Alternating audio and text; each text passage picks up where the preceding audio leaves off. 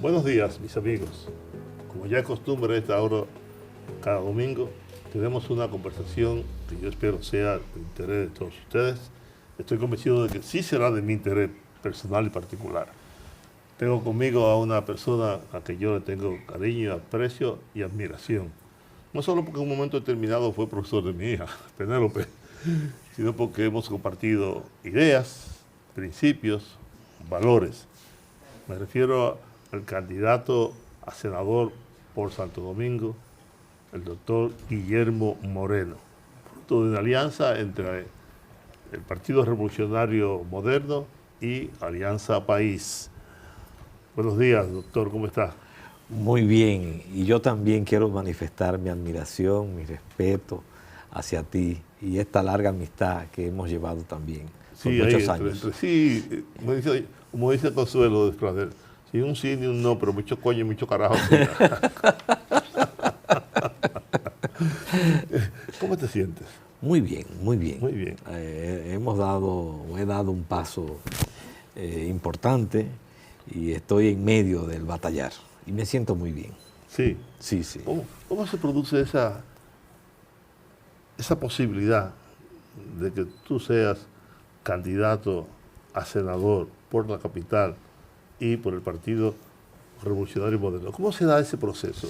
Bueno, debo confesarte, Juan, que desde enero yo era parte, con Alianza País, de una mesa en la cual tratamos de articular una propuesta alternativa. Y con un conjunto de organizaciones sociales, pero también políticas. Pero ya en junio vimos que no iba a fructificar, no se habían podido tomar las decisiones y en ese contexto ya el Partido Revolucionario Moderno tenía una comisión de alianzas y se produjo un acercamiento, nosotros nombramos una comisión y comenzamos la conversación. Y en esa conversación salió la posibilidad de que apoyáramos la candidatura presidencial de Luis Abinader a un segundo mandato y la posibilidad de que asumiéramos la senaduría del distrito. Nosotros lo discutimos en nuestros órganos de dirección, Comisión Política, Dirección Nacional, en Alianza País, y a unanimidad se aprobó. Sí. Y entonces, claro, tú sabes que siempre hay muchos debates en organizaciones como las nuestras, donde hay tanta gente que piensa y que tiene criterios propios. Fidelio de Esclaver, por ejemplo. Sí, estuvo totalmente de acuerdo, sí. Totalmente de acuerdo. Y entonces, yo a Fidelio tengo mucho cariño. Y tú sabes que también Fidelio, después de haber sido diputado nacional, también aterrizó más el discurso a la realidad y a la democrática que vivimos en el país. Bueno, la cuestión es que entonces le planteamos al PRM que efectivamente asumíamos ese compromiso, pero que ya correspondía al Partido Revolucionario Moderno darle curso y tomarse su tiempo, porque sabíamos que había un proceso que agotar. Esperamos y como tú tuviste el 9 de enero, es decir, que fíjate que fue julio, agosto, septiembre, octubre, noviembre, diciembre, 6 meses, el 9 de enero, anunciamos en una rueda de prensa el acuerdo electoral entre nuestras dos organizaciones. Ahora, ¿quién es? ¿De dónde viene Guillermo Moreno? Te pregunto, porque tal vez mucha gente no sepa. Y yo estuve hurgando algunas cosas, no desde ahora, sino desde hace mucho tiempo. Y tú tienes una impronta, no solamente propia, sino la tiene Aura Celeste, la tienen tus padres. ¿Tú sabes lo que fue el movimiento de la poesía sorprendida? Sí, ¿No te gusta la poesía? Sí. En bachillerato creía que iba a ser poeta.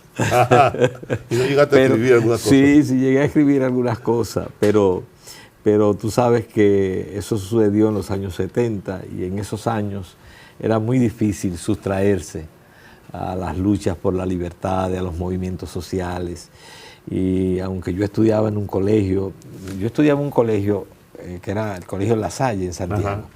Y entonces, cada cierto tiempo iba el Onésimo Jiménez o el UFE y tomaba La Salle. Y todos nosotros en el bachillerato comenzamos a ser impactados. Incluso hicimos huelga de hambre en el Colegio de La Salle, y todo eso me fue permeando hacia un compromiso más de tipo social y político. Tanto así que a mí me gustaba mucho otras áreas del conocimiento, y sin embargo terminé estudiando Derecho porque vi que no tenía posibilidad de venir a la capital, porque mis padres estaban negados a que yo viniera a la UAS. Sí, porque para ellos era... todos esos años. Sí, porque aquello era como perderme. Y entonces me dijeron, bueno, si vas a estudiar tiene que ser en la Ucamaima. Bueno, acepté y sentí que el derecho era lo que más se aproximaba a mis inquietudes sociales. Y entonces... ¿Nunca tuviste inclinación por la literatura? Sí, claro. Sobre todo porque mi abuelo, Domingo Moreno Jiménez, es el fundador del postumismo. En mi casa era muy común, mi padre también era poeta, escribió libros de poesía, y digamos que había esa tradición. Yo desde el bachillerato siempre tuve mucha inclinación por la literatura. Fui un lector de literatura, no solamente de poesía, sino de novelas, de cuentos. Muy asiduo. Leí muchas novelas de autores franceses, Balzac, Victor Hugo, Molière. Fui también un lector asiduo de la literatura rusa. Todo lo que es Dostoyevsky, Tolstoy, Pushkin, que era poeta, también Gogol, que escribió Taras Bulba. Bueno, le di seguimiento. Y de la literatura latinoamericana. Y aquel autor famoso de la madre. De la madre, Máximo Gorki. Máximo Gorki, sí. Bueno, los cuentos también, sí, la novela. Y también de Chekhov, que era un autor de cuentos muy famoso, igual que Tolstoy, también escribió mucho. Bueno, de todos los tiempos, sí. Y entonces, en América Latina, me hice un seguidor de todo el boom latinoamericano. La literatura de García Márquez, del propio Vargas Llosa, Onetti. Yo recuerdo que cuando leí a Onetti me impactó, porque era una literatura más bien existencialista, un poco, digamos, con una carga pesimista, pero lo leí. Sábato, leía Sábato. Leí también, me gustaba mucho. Sábato era muy inquietante, muy... Sí. Wow. Y además de eso, leí mucho a Pablo Neruda, a Mistral, a todo lo que Alfonsín Storni. Y a Bosch, leíste a Bosch. Y a Bosch también. Los cuentos de leí Bosch. todos los cuentos de Bosch. Y junto con Bosch, a Quiroga, por ejemplo. Y a Horacio Quiroga, leí a Horacio Quiroga también. Es decir, que fue una etapa de mi vida muy intensa, la de la literatura. Llegué incluso a incursionar en la escritura de cuentos. En el bachillerato se hizo en La Salle un concurso y yo gané el primer lugar. Sí. Déjame darme ese bombo. Y gané el primer lugar. Y también en poesía. Y digamos que tuve esa inclinación. Pero ya salido del tercero de bachillerato, cuarto de bachillerato, cuando entré a la universidad, ya digamos, fui abandonando. Y lo he dejado como afición por la lectura. ¿Tú ves? Estoy esperando el último libro de García Márquez, que tú sabes que ya se anunció que se va a publicar ahora en marzo, que lo dejó escrito. Sí. ¿Un libro inédito? Un libro inédito. Y entonces se va ahora a editar en marzo y lo estoy esperando con ansiedad. O sea que el autor de Rayuela, Cortázar, Julio Cortázar, tiene una antología de cuentos latinoamericanos. Y yo lamenté mucho que en esa antología no aparece un solo cuento de Bosch. Sin embargo, de Quiroga aparecen, creo que son 2 o 3 cuentos de Quiroga. Ya. Y pienso que uno y otro son los grandes maestros de la cuentística en América Latina. Sí, incluso el propio García Márquez dice que fue a las lecciones que dio Bosch en Caracas en los años 50 finales. En esas lecciones que él dio de el arte de escribir cuentos, que él los tomó y tomó apunte y tomó muchas notas de las reflexiones de Bosch. Cuando yo estaba en Barahona, en aquello del comunismo ateo disociador, lo mejor del campo y esas cosas, escribía cuentos. Luego me di cuenta que eran copias de Juan Bosch y los rompí todos. No debía haberlo destruido porque posteriormente me hubiera servido de mucho. Claro, claro. Y lo rompiste, no lo conservaste. Sí, no lo conservé. Ya. Y lo lamenté. Hasta el día de hoy lo lamento. Ya, no porque ya. fueran buenos. No, porque pero eran, tenían una inspiración y que tú hubieras podido retrabajar. Y entonces me decidí a escribir poesía. Y sí he publicado 4 o 5 libros. Sí, de poesía. claro. De hecho, te traje un tríptico magnífico. que publiqué no hace mucho. Sí. Lo tengo por ahí. Pero mira, déjame decirte que un autor que yo, por razones que seguro no será difícil que tú comprendas, que yo leí muy tarde, fue a Borges. Porque había un rechazo en mi época de leerlo. Y entonces, pero ya muy adulto lo he descubierto y realmente es una persona fuera de serie. Fuera de serie. De eso no hay ninguna duda. Lo digo, yo estaba de acuerdo con Borges. Era porque acababa con Carlos Gardel. Sí, con no Carlos Gardel. No le gustaba el tango. Sí, no. Y era ácido, hiriente, ácido. Sí, yo eso muchas veces no lo entendí. De hecho, compré un libro, ya hace un tiempo, que son 10 conferencias de Borges sobre el tango. Y ahí lo destroza. Ya. Como él decía, muchos se ufanan de los libros que han escrito. Y yo, de los que he leído. Sí. Y sí leyó mucho ese señor, ¿eh? Claro que sí.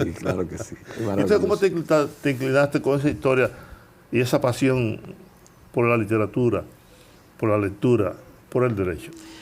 Por lo que te decía. Mire, has hecho muchas cosas tú en el derecho. Sí, por lo que te decía, porque en alguna forma uno es el producto de su época. Y en los años 70, que fue cuando yo cursé el bachillerato, las luchas por las libertades y contra todas las formas de represión se fueron colocando cada vez más en el primer plano. Y entonces, cuando tuve que ir a la universidad, entonces sentí que el derecho me daba la posibilidad de canalizar esas inquietudes sociales y políticas que tenía. Me pasó a mí con el periodismo. Ya. Y yo pensé que esa era la mejor vía de comunicarme con la gente, de expresar lo que yo siento, lo que yo pienso. Y fíjate que tú tenías también una ficción por la literatura, sí, pero uno es el producto de una época.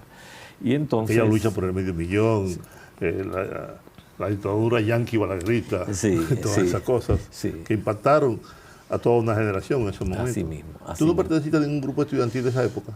Bueno, nosotros en la Ucamaima formamos un grupo estudiantil que se llamaba el CLEUCA. Que era el Comité de Lucha de Estudiantes Universitarios. También existió Estudiante Consciente. Sí, pero que Olga era de los... Bueno, y entonces ahí logramos organizarnos en las distintas facultades, teníamos delegados, pero clandestinos, porque estaba prohibido en la Ucamaima cualquier tipo de organización estudiantil de ese tipo. Y sobre todo con un matiz político, sobre todo después de aquella crisis que hubo en Ucamaima a principios de los años 70, donde hubo incluso varios profesores que se pusieron en huelga de hambre. Entonces ahí se restringió un poco más.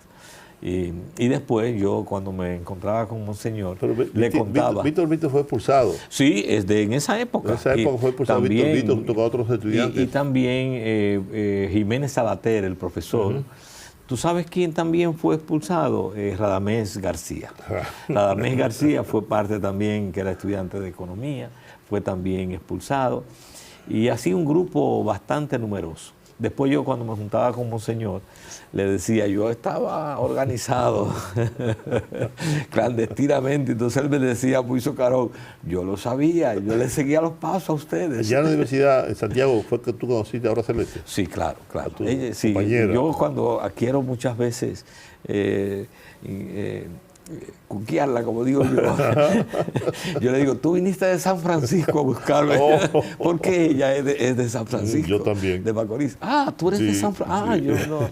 Bueno, entonces, tú viniste de San Francisco a conquistarme a Ucamaima, pero fue todo lo contrario. Yo desde que la conocí realmente quedé prendado.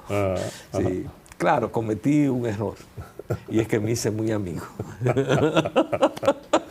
Entonces vivía la angustia entre el amor no y la arriesgar, amistad. exactamente, y entonces era muy respetuoso. Sí, qué prima. Entonces, No, y ella también. Muy sí, siempre, entonces muy no circunspecta, muy seria. quería arriesgar la amistad con una declaración fuera de contexto y entonces fuéramos a perder la amistad. Y así nos mantuvimos varios años en ese pequeño dilema. Hasta que finalmente... Se decidió. ¿Y cuántos hijos tienes? Dos hijos. Dos, que ya están Sí. grandes. Sí, Abel, bueno, tengo nietos. Wow. Sí, tengo nietos. Y el mayor tiene ya dos hijos. El segundo ahora no tiene hijos todavía. 2 nietos. 2 nietos nada más. Que Para- son 2 prendas. Uno se llama Guillermo Alberto, y la niña se llama Miranda. Y entonces, tanto Aura como yo estamos viviendo la etapa del abuelismo. Decía Johnny Ventura que si él hubiera sabido que los nietos se quieren tanto, los hubiera tenido primero con los hijos. Yo también. Yo también. Debí empezar por nietos. Y después, entonces, después de graduado de Derecho y de abogado, Sí. viniste a la capital. Sí, ¿O te vine a la quedaste capital, te quedaste en Santiago? trabajé. Yo tenía, fíjate que la inclinación social era tan fuerte en esa época que yo quería trabajar en la reforma agraria. Y entonces me fui, solicité trabajo y lo obtuve en el gobierno de don Antonio Guzmán, fue en el año 80. Y trabajaba en el departamento legal del Instituto Agrario Dominicano. Y entonces tuve una experiencia. O sea, que tú conociste a Hipólito Mejía en esa época. Porque él era el ministro de Sí, Agricultura. él era ministro de Agricultura. O sea, él era jefe tuyo. Sí, no, pero ya Hipólito era una persona. Ya era ¿verdad? Hipólito Mejía. Comenzaba a ser Hipólito Mejía. Hipólito Mejía. Y el que... Porque antes de eso también Hipólito, bueno, Cuando yo trabajé en el Instituto Agrario Dominicano, fue cuando ingresó Eligio Jáquez, que fue, digamos, mi primer jefe directo.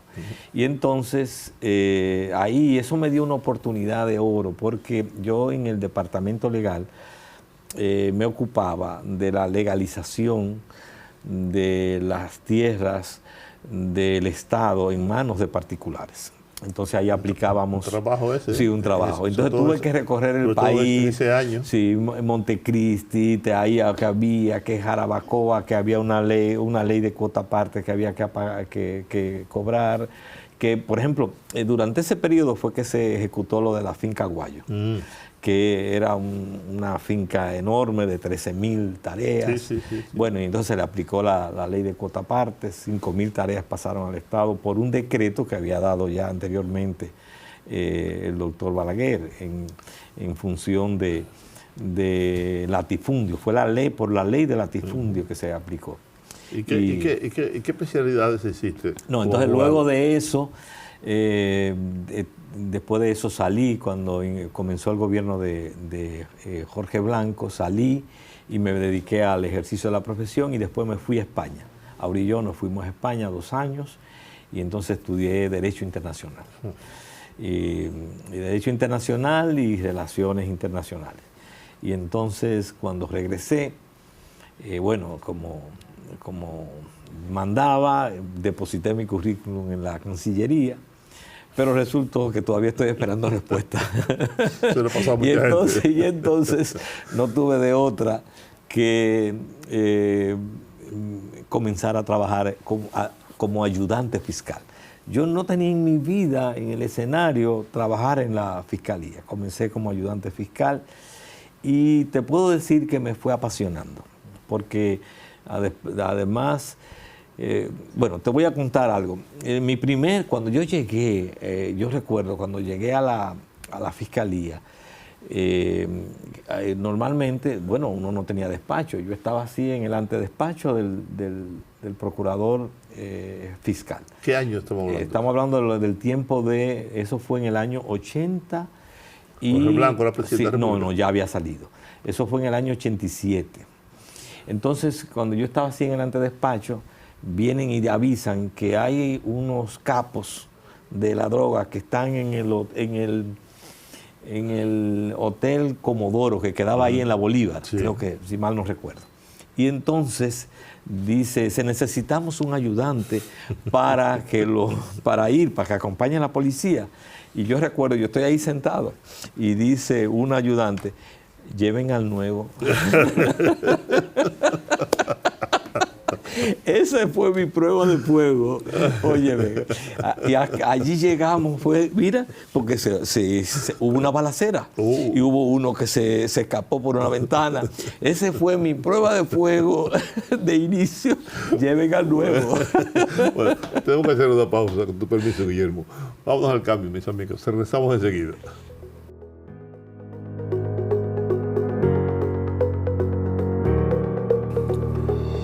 Llévense al nuevo, a ver qué pasa. Y no ocurrió nada. Luego seguiste como ayudante fiscal. Pero la pasé difícil ese día. Tengo que decir que usted tenía una oficina de abogados en el Conde, en el edificio Copelo. No, era en el edificio 10. Bueno, y ahí estaba Leonel Fernández. Sí. Ahí estaba... Era en la oficina del doctor Abel Rodríguez de Lourdes. Abelito. Sí, y entonces ahí también estaba Jacobo Simón, que era otro abogado, y también tenía... ¿No estaba Cándido también? Leonel, no. ¿Cándido no estaba en estaba en el edificio, pero no estaba en ese lugar. Sí, porque me comentó una vez que usted tenía oficina ahí. Sí, pero era era próximo, y hacíamos muchas peñas. Ajá. Y además tú sabes que el Conde se presta a que uno termina un caso y baja, iba a la cafetera. Entonces, sí, era una experiencia muy, muy bella. Y entonces ahí, esos fueron varios años de ejercicio ahí en el Conde, sí. ¿Y cómo llegas tú entonces? ¿Cómo se le ocurre al presidente Leonel Fernández designarte como fiscal del distrito? Bueno, mira qué sucedió. Yo, después de esa experiencia como ayudante, que me fui entonces al ejercicio privado, además del ejercicio privado, yo daba derecho procesal penal, porque ya me había vinculado, mientras yo era ayudante fiscal, daba derecho penal y procesal penal en la UNFU. Digamos que me especialicé en el derecho penal, porque tenía la experiencia de la función y al mismo tiempo la cátedra. Y entonces eso hizo que yo participara en muchas tertulias, charlas, discusiones. Formamos incluso grupos de discusión sobre la necesidad de la reforma de la justicia y además de eso de la reforma del Ministerio Público. Y en esas lides, la reforma de la policía, etc. Y en esas lides, de una u otra manera, me di a conocer en ese círculo. Entre los que estaba Mariano Germán, estaba el doctor Abel, estaba Leonel, estaba Hermógenes Acosta, que era también de la oficina de Mariano Germán.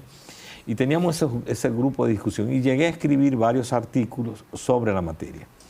Y era además de eso, en los años 90, yo tenía mucha simpatía y apoyé, aunque nunca fui militante del PLD, pero apoyé a la candidatura del profesor Juan Bosch y me acercó bastante a 1990, 90, sí. No, 90, sí. Entonces me mantuve en ese círculo. Cuando se produce el triunfo en el año 96, entonces una persona del círculo del presidente me llamó y me propuso que me había recomendado para la función de procurador fiscal, porque conocía ya de mi experiencia, que yo había tenido 2 años en la fiscalía, valoró positivamente esa experiencia y además que yo era catedrático de esa materia y que estaba vinculado. Yo me sorprendió porque yo no era parte de esos círculos así de poder, ni estaba vinculado a esos círculos. Y entonces lo que le dije fue, yo tengo una oficina privada de abogados, para mí es algo que me toma de sorpresa, pero deme 48 horas para yo pensarlo. Entonces comencé a consultar. Todo el mundo me decía que no. Todo porque la fiscalía estaba muy desprestigiada en esa época, y la justicia. Y entonces siempre eso era lo que me decían. Si aceptas, vas a salir mal, porque de ahí nadie entra que salga bien. Y entonces ya yo estaba decidido a decir que no. Pero una persona muy especial en mi vida, que es mi madre, cuando yo se lo planteé. Que falleció no hace mucho. Sí, que hace poco que falleció, me dijo algo que fue lo que me hizo cambiar. Y fue que me dijo, yo te entiendo, porque yo le presenté ese ofrecimiento y además, y me dijo, yo te entiendo, pero lo que yo nunca voy a entender es cómo ustedes siempre viven haciendo críticas. Y cuando le dan una oportunidad de llevar a cabo lo que ustedes pretenden, entonces lo rechazan. Sí. Y es verdad. Te puedo decir, Juan, que mira, eso a mí todavía me engranojo cuando pienso en eso. Y realmente me quedé impactado. Y me dijo, pero es verdad, yo tengo más de casi 10 años bregando por la transformación de la justicia, la reforma, criticando en todos los foros, en la cátedra universitaria. Y entonces ahora la vida, sin yo buscarlo, me está poniendo la posibilidad de yo llevar a cabo ideas, acciones, y entonces voy a decirle que no. Me dijo además, recuerdo ella, me dijo, de algún modo, luego de algún modo ha sido un símil, es lo que ha pasado ahora. En parte es así. Entonces, y me dijo además, luego no te quiero oír criticar, porque si y dijo así, si los buenos no asumen la responsabilidad, no se puede criticar que entonces los malos y perversos la asuman, porque ustedes le dejan el espacio. Bueno, la cuestión es que entonces, como tú entenderás, dije que sí. Y entonces comenzó esa experiencia y bueno, 13 meses después. ¿Fue dramática esa experiencia? No, yo la viví muy intensamente. Me dolió mucho, te soy honesto, ver cómo el PLD de manera acelerada, esa dirigencia, cada día iba desvirtuándose y abandonando los principios, sobre todo el discurso de Bosch. Yo te puedo decir a ti, Juan, que cuando yo era estudiante de bachillerato, que Juan Bosch hacía la charla, la Tribuna Democrática. Sí, Tribuna Democrática, y después cuando hacía también los 15 minutos que hablaba, yo salía del colegio y llegaba a la casa a una velocidad enorme para yo escucharlo. La primera vez que yo oí la palabra... O si te encontrabas con el periódico Vanguardia del Pueblo, a ver qué La primera vez que yo oí la palabra corrupción, se la oía a Juan Bosch, te lo puedo decir. O sea, alguien que lo explicó. Cualquier nivel de preocupación mía sobre lo que significaba respetar los recursos públicos, yo se lo oí fue a Juan Bosch. Es decir, que para mí Bosch era un símbolo. Y luego se produce esta metamorfosis. Y luego entonces yo ver cómo se comenzaron a arriar las banderas, a tomar otro discurso, eso sí fue para mí impactante. Sobre todo que cuando yo llego a la Fiscalía, llego con la idea de que mi misión es cumplir y hacer cumplir la ley. Yo llego con esa idea y cuando veo que comienzan a querer, o pretenden comenzar a condicionarme a que a este no lo investigue. Por ejemplo, una de las cosas que sucedió, yo tuve varias reuniones con el presidente, porque cada vez que se destapaba un expediente, me llamaban a Palacio. Y entonces yo siempre le insistí. La mayoría de esos casos que yo investigué, realmente no lo originé yo, sino me lo llevaban a la Fiscalía. Incluso varios de esos casos me lo llevaban ministros. Por ejemplo, Wilton Guerrero, para ponerte ese ejemplo, todos los miércoles adoptó el método de que todos los miércoles iba a la Fiscalía y llevaba una querella. Entonces lo hacía en el antedespacho de la Fiscalía, con toda la prensa. Y luego entonces, delante de toda la prensa, me entregaba el expediente. Entonces, ¿qué querían en Palacio? No le haga caso, que Wilton está como loco. Mira, lo que tú tienes que hacer es, mándalo a instrucción, que eso se diluye ahí. Y yo no actúo así. Si me lleva el expediente, claro, yo lo investigo. Y si lo investigo en serio. Porque esa era mi función. Por ejemplo, en el caso, lo mismo en el caso del INDRI. Hubo una denuncia en el INDRI, resulta que en el INDRI habían nombrado un director entre la primera y la segunda vuelta. Yo recuerdo bien, exacto. Matos y Matos, sí, apellido. Y entonces resulta que Matos y Matos, cuando llega Marianito Germán, el ingeniero, que lo nombran director del INDRI, y entonces él va y se aparece en la fiscalía con un expediente donde faltan 70 millones de pesos. Entonces me lo lleva, él hizo una auditoría privada, pero una auditoría, y donde se revela que muchísimas obras que estaban en el presupuesto no estaban construidas. Y que estaban los cheques de que se habían construido. Pero eso pasó después, te pasó después también con el otro que fue director del INDRI. De los 100 millones de pesos. No, eso fue en el caso de la lotería. Ese es otro caso. No es la lotería. Es el otro del señor que luego fue senador de la República, que se fue del país, le dejó una carta diciendo que ese dinero se lo había entregado a Leonel Fernández, al PRD. Bueno, pero déjame contarte lo del INDRI. Entonces, en otros casos, en esa investigación, esa auditoría, se revela que algunas obras que había construido la comunidad, un club de amas de casa, una iglesia, entonces aparecía en el INDRI, en los archivos del INDRI, que lo había construido el INDRI. Y cuando ellos iban allá, entonces fueron descubriendo. Cuando me llevan ese expediente, ¿qué alternativa yo tengo? ¿Cómo archivo eso? Claro. Si yo soy una persona que se precia de responsable. Lo que hice fue investigarlo y efectivamente hicimos eso. Entonces, digamos que ese fue... Lógicamente eso te fue causando... Claro, uno a uno. Y el último caso fue, por ejemplo, uno de esos casos significativos fue también el caso de Leonel Almonte, que fue también un caso de mucho contradicción durante mi gestión, porque había una asociación de personas estafadas por Leonel Almonte, así se llamaba. Esa asociación tenía más de 200 personas, y de esas 200 personas, en 40 de ellos habían muerto los titulares por infarto, porque muchas de esas personas tomaron sus ahorros.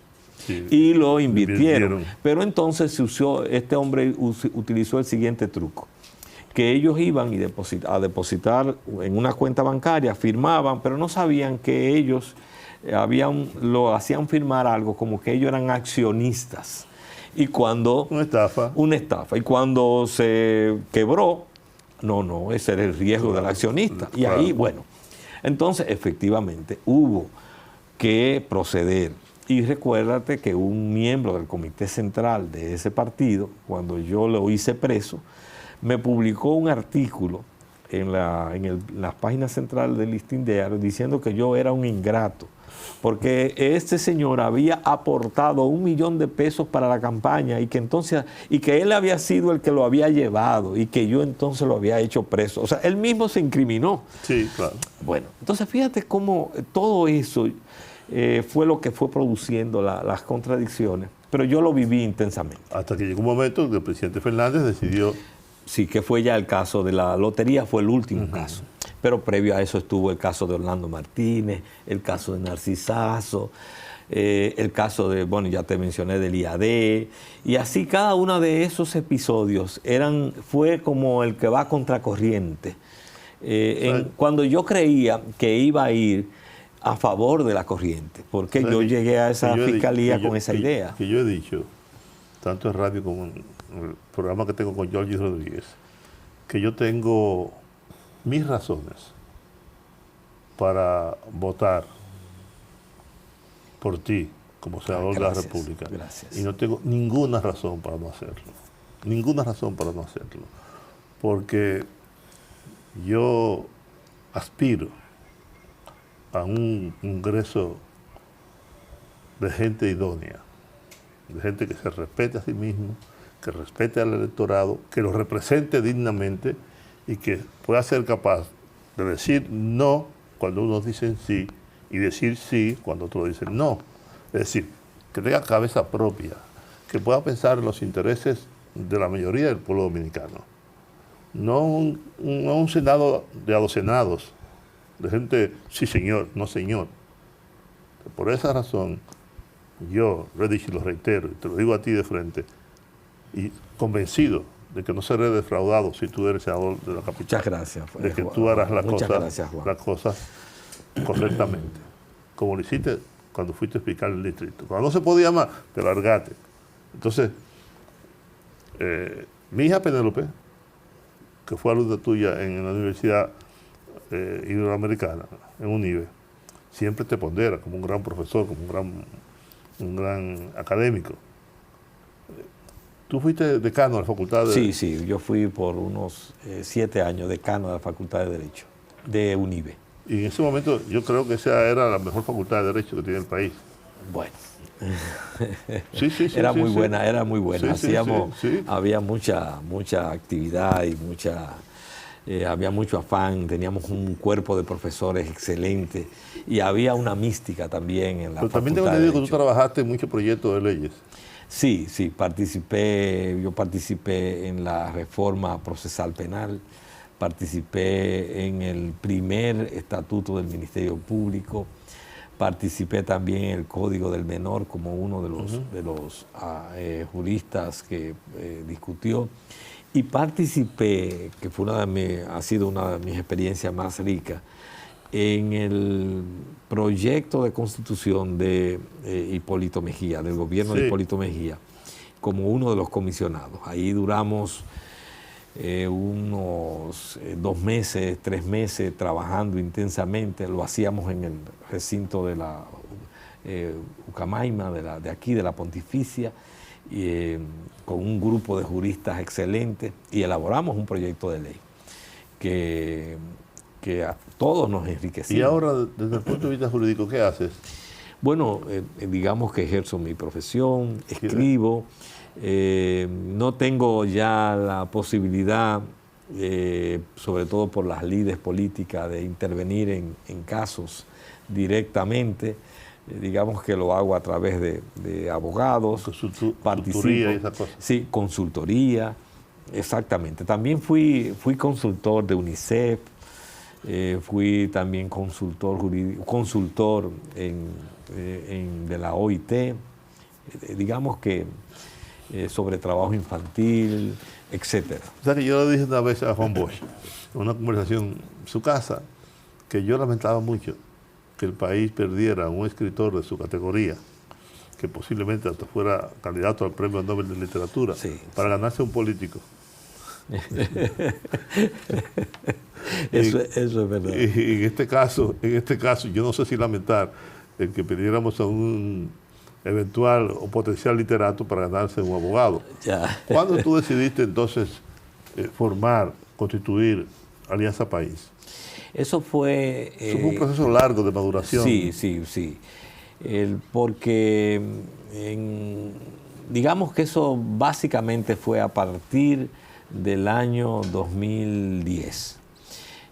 Previo a eso, yo escribí un libro que se llama Alianza, una propuesta de país, en la cual examiné todo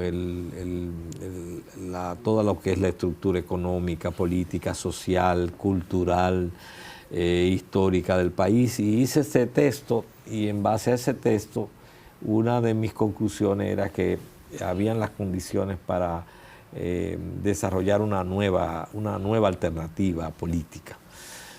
Sobre todo porque ya veníamos del agotamiento del PLD y del PRD y del Partido Reformista, que ya se había bastante disminuido, y además porque la propia izquierda no acababa de arrancar en una propuesta electoral.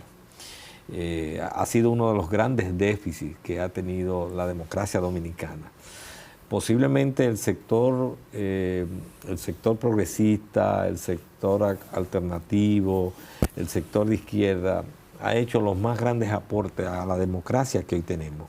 Sin embargo, ha estado ausente de las tomas de decisiones.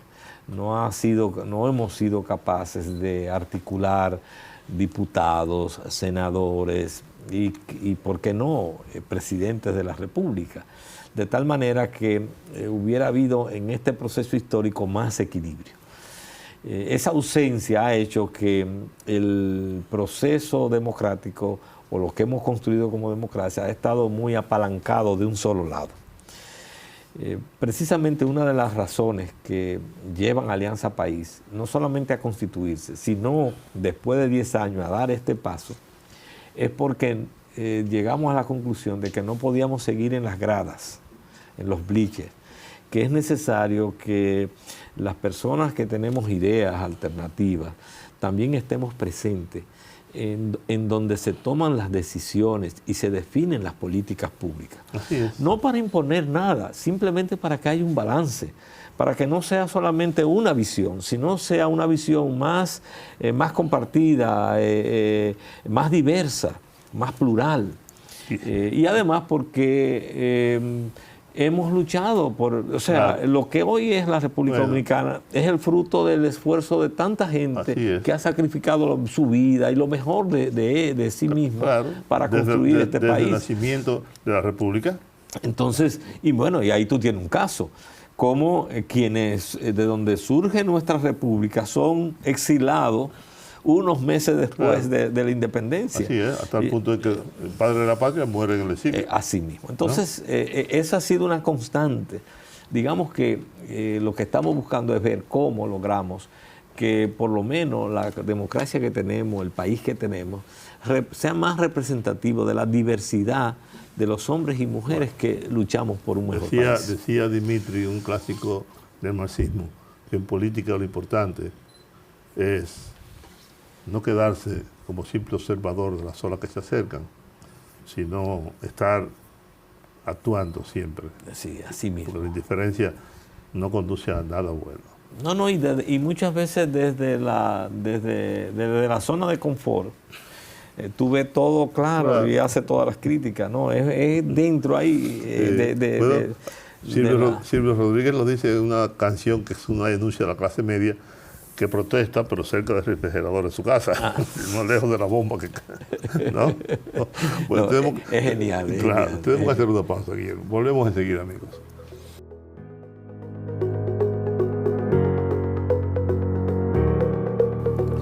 Tú has sido, durante toda tu vida política, y posiblemente antes de eso, un luchador en contra de la corrupción y de la impunidad. De hecho, tengo en mi casa el expediente del cuerpo del delito, que es la Fundación Global. Tengo todas las copias de los cheques. Esta fundación se creó insólitamente siendo Leonel Fernández presidente de la República. Digo yo, no tú, extorsionando contratistas de obra del Estado, suplidores, empresarios, comerciantes, etcétera. Y se acumuló una gran cantidad de dinero para formar lo que hoy se llama la Fundación Global. Y eso también te trajo problemas, o te ha traído problemas. Sí. Bueno, yo asumí una responsabilidad, porque a mí llegaron los medios de prueba, sobre todo eso pasó en el año 2012. Recordar que en ese año culminaba el tercer periodo de gobierno y fue un gobierno que terminó con un déficit fiscal de más de 200.000 millones de pesos. Y en medio de aquella situación en la cual yo accedí a esos medios de prueba, digamos que viví de nuevo el dilema. Si me quedaba tranquilo sabiendo que tenía esas pruebas, o si daba un paso al frente. Y tomé la decisión de presentarle una querella. Y como he tenido que decir otras veces, a puro pecho. Es decir, fui, me presenté, no pasó nada. fui a la fiscalía y lo presenté. En esa querella nosotros aportamos más de una decena de cheques girados a nombre del expresidente Leonel Fernández para la Fundación Global, y que eran de contratistas de obra del Estado que pagaban esa comisión, porque también obtuvimos cómo funcionó el mecanismo. Había una persona que trabajaba en el Ministerio de Obras Públicas, que dirigía a Diandino Peña, apellido Collado, y esa persona, entonces, cuando los contratistas iban a buscar las partidas de las obras que estaban haciendo, se le comunicaba que efectivamente para sacar las partidas sería conveniente que le hicieran le dieran una determinada cantidad al expresidente. Y entonces todos coincidieron, la mayoría son cheques de $1 millón de pesos. Esa fue la cuota que le pusieron. Yo presenté los cheques, fotocopia de los cheques, donde aparece el girador del cheque, el número del cheque, el banco del cheque, todas las pruebas estaban ahí. Pero además, en esa querella también aparece Félix Bautista, que le aporta 42 millones después de la construcción de la Universidad de Haití. Entonces, precisamente como una donación para la Fundación Global. Pero con Félix Bautista se daba la siguiente situación, que es una de las cosas más aberrantes que se pueden contar. Félix Bautista era el director de la OISOE y fue encargado de construir la Universidad de Además. Haití. ¿Y a quién buscó? A su propia compañía. Entonces él era, por un lado, director de la OISOE y al mismo tiempo el contratista de la OISOE que construyó la obra. Y además, al final, hace esa donación de los 42 millones. Es decir, estamos en una operación triangular en la cual se hicieron esa transferencia. Entonces, puedo decir sin ninguna temor que el expresidente Leonel Fernández no está preso precisamente por ausencia de un ministerio público que asumiera su función. Sí, así es. Porque los medios de prueba que se aportaron era para que él fuera investigado y su entorno. Claro, y su entorno. Fuera investigado, y con esos medios de prueba yo te puedo asegurar, desde mi conocimiento jurídico, que hubiera tenido que ir a prisión y hubiera recibido una sanción por enriquecimiento y por todas esas operaciones que se hizo. Solamente en el caso de Funglode, que fue del que yo me ocupé. Sí. Después está el caso de Azulán, el otro. El Azulán, que es el único crespón negro de la... de la primera, de la Suprema Corte de Justicia. Entonces, que todavía no sabemos en qué gastaron. Sabemos, pero digamos, no se tradujo el destino. Además que no pasó por el Congreso.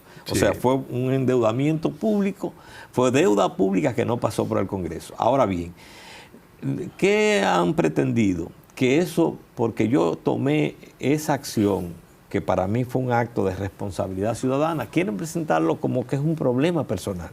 No, yo como ciudadano me sentí en el deber de asumir esa responsabilidad con todos los riesgos que eso implicaba.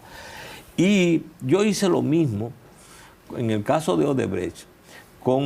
Yo le presenté una querella al que era procurador en contra de Danilo Medina y su entorno en el caso de Odebrecht, y él la archivó también.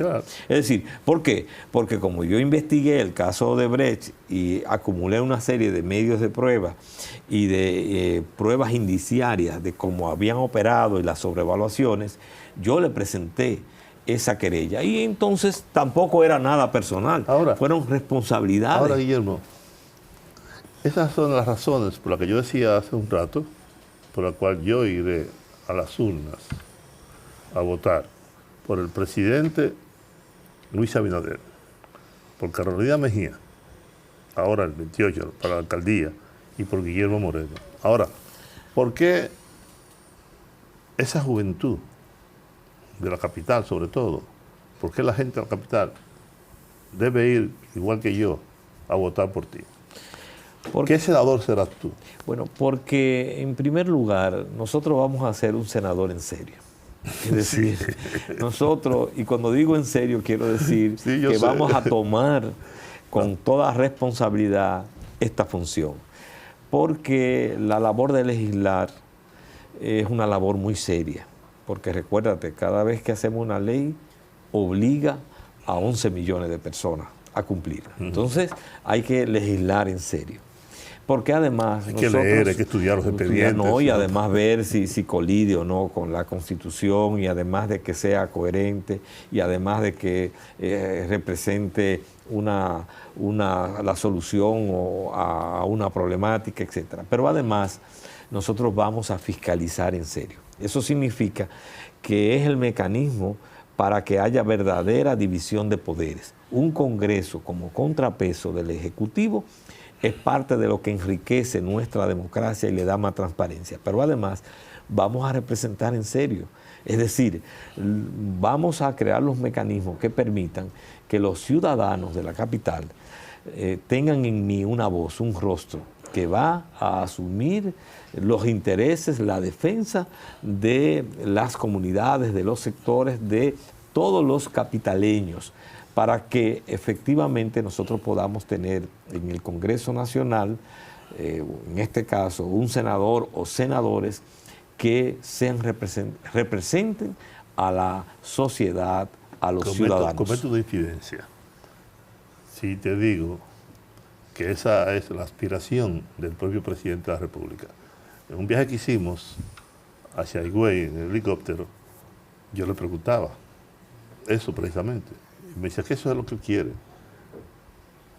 que el Senado haya gente que actúe de manera independiente, como establece la Constitución de la República, que fiscalice, que lo haga bien, que defienda los intereses del pueblo dominicano.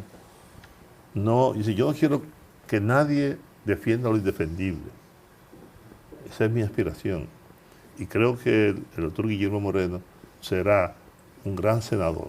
Un senador de la República, no un senador del PRM, ni siquiera de Alianza País, un senador del país, para que este país pueda echar hacia adelante, que es el propósito. Sobre todo, si hay un nuevo mandato del presidente Abinader, no tendrá, pienso yo, las limitaciones que tiene hoy.